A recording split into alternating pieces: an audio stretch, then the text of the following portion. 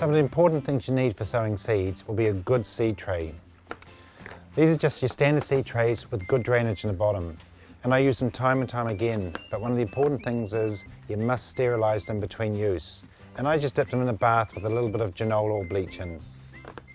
The other important things you need are your labels, a good marker pen, and something to make rows in your seed trays.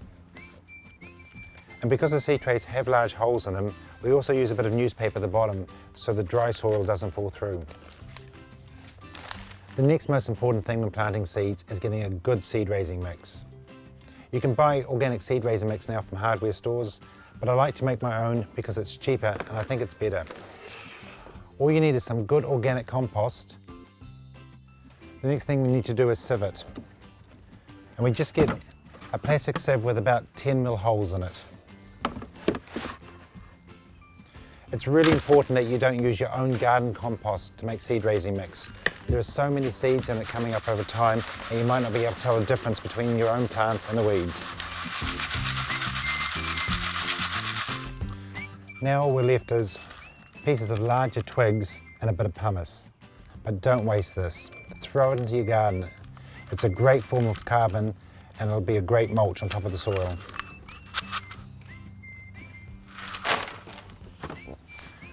What we're left with now is lovely fluffy seed raising mix.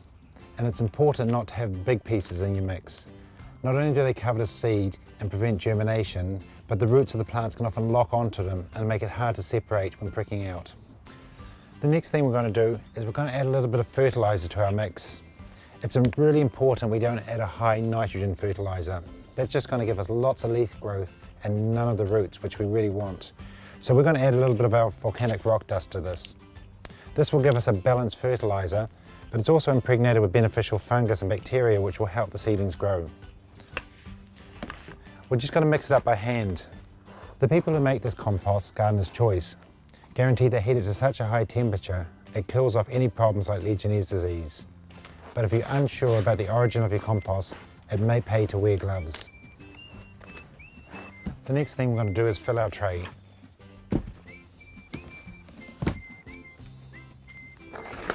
We're going to put newspaper in the bottom because they've got quite large holes. This will also keep some moisture in the seed tray.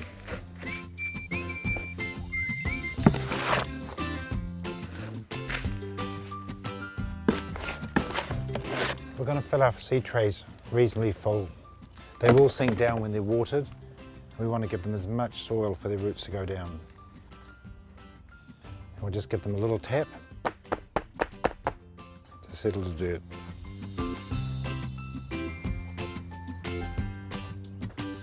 And that's ready now. The next job is to put rows in our seed tray. Now a seed tray this size, we can probably put about 6 rows in, depending on how many seeds you want to put in. You can use a bit of wood or a bit of doweling to make those, and they will give you even rows.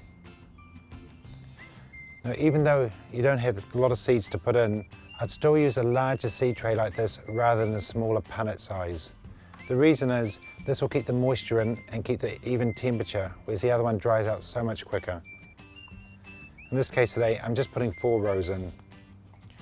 Another really easy option is just using one of the angle irons that they use when you put on gibboard.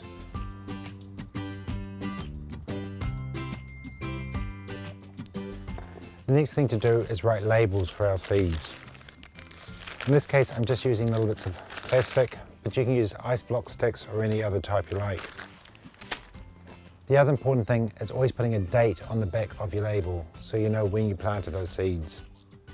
The reason we do this is because after 2 weeks and they haven't come up and we check the date, those seeds might not be viable.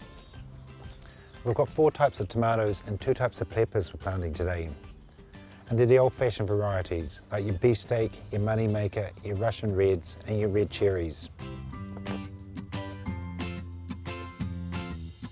The next thing we're going to do is plant our tomato seeds. And these tomato seeds are ones we saved from last year's tomatoes. And since March, they've been kept in the fridge at about 4 degrees.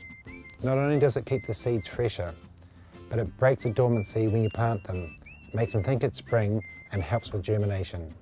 The seeds you buy in the shop usually come from overseas, but if you save your own seeds, they get stronger year after year. If you're not saving your own seeds, there's a few local good growers who save their own seeds and sell online. Check those guys out.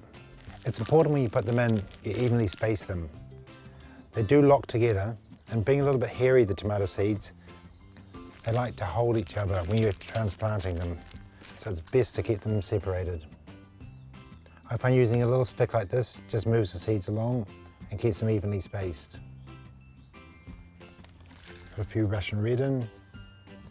Even though I'm putting in more than I possibly need for a home gardener, anything excess you have you can swap with other people or give to community groups. And now onto the peppers. Two favourite of bird's eye. It's got an all round one which is easy to dry.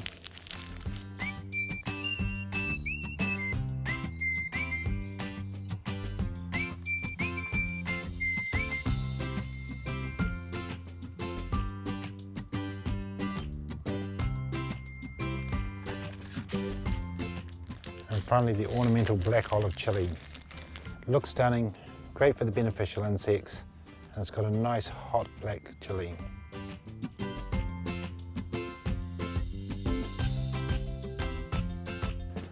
Once that's done, now we have to cover them.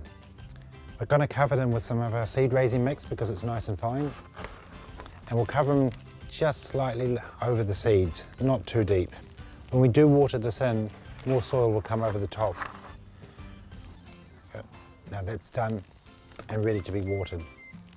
I'm not going to water the seed tray from above. We can often move the seeds and even compact the soil. What I'm going to do is I'm going to fill a tub with water, and I'm going to add some seaweed which will help with the damping off. And I'll just soak this tray in that tub until all the water is absorbed.